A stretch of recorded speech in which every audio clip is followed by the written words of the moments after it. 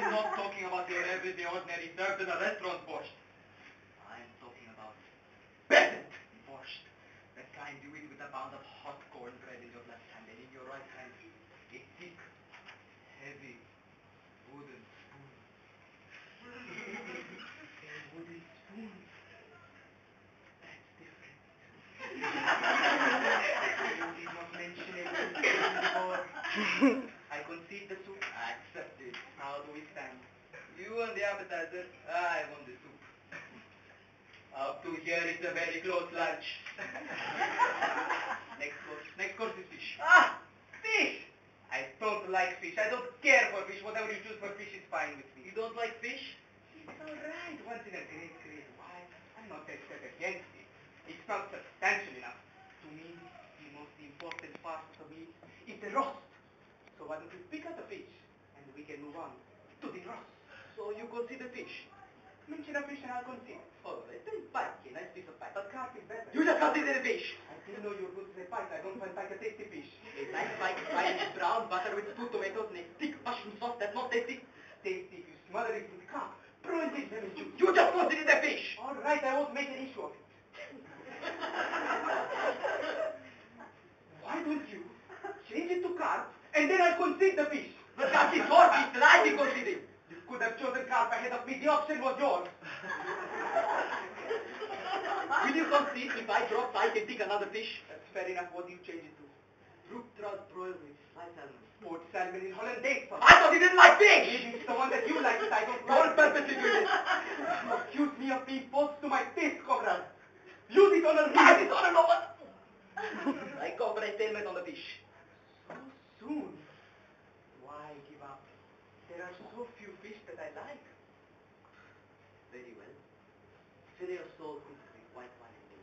See, but cooked in black bean sauce. Tell me! Tell me! All right, don't get yourself so excited. Agreed. The roast now. Sorry.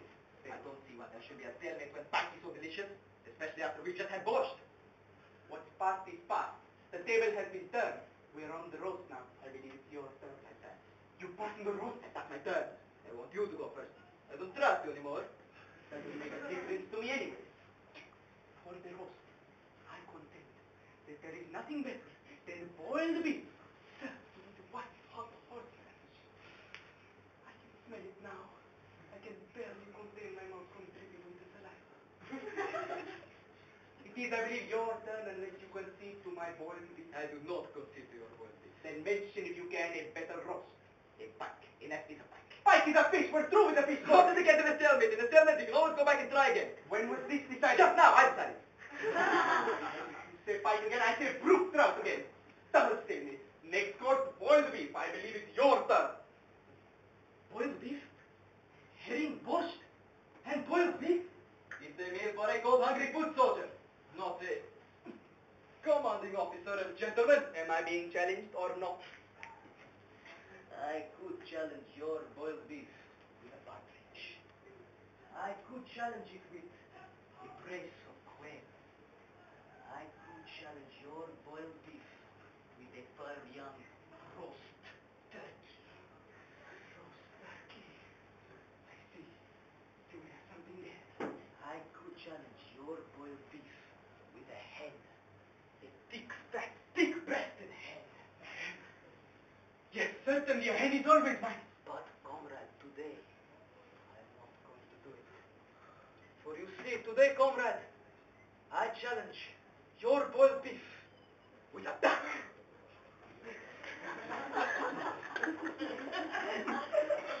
Duck!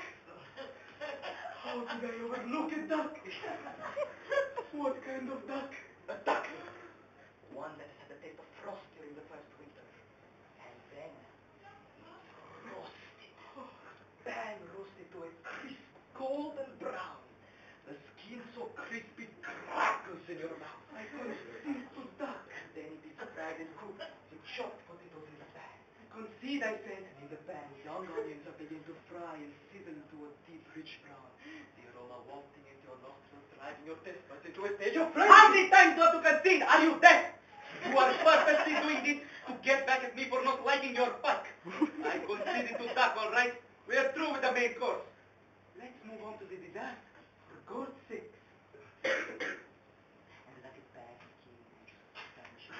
Enough already! You're acting like a child over a silly piece of pike. Try it sometime in butter and oil. You won't think it's so silly. Do you want to continue or not? Go ahead, I don't care. Still savoring my duck. For dessert, I choose. Yes. I choose for dessert. Well, out with it. If you can't think of one, I'll choose. I'm thinking. I want when the perfect means perfect. I choose for dessert. Cold peaches, sweet cream and brandy. That's mine. I choose peaches, sweet cream and brandy. You cannot take my dessert. I can take it if it takes you an hour to think of it. If it's perfect, it's not only what you eat, it's when it's served. If I waited for you to think of it, I'd be hungry again. I refuse to argue with you anymore. Ah, So you concede the lunch. Are you through choosing? certainly I'm through. We've gone through all the courses, haven't we? I won a clear-cut victory. Concede the fact, and we can both go home. But you are definitely through choosing. And as far as you are concerned, the lunch. Of course I'm through. What on God's name could follow cold peaches, sweet cream and A cigar. A big black Panatella Cuban cigar. Followed by a Duana. Followed by a white. Take it or leave it. It kills the entire sour taste in your mouth when you wake up. Cigar and a nap. how could I forgotten a cigar and a nap? And with the meat, the afternoon newspaper. You sit there with a warm blanket, a cozy fire, and a dog on your feet to rub your toes on. And just as you sit there with your body warm to a perfect temperature, you read only the good news. France is having political trouble. They're starving in Ireland.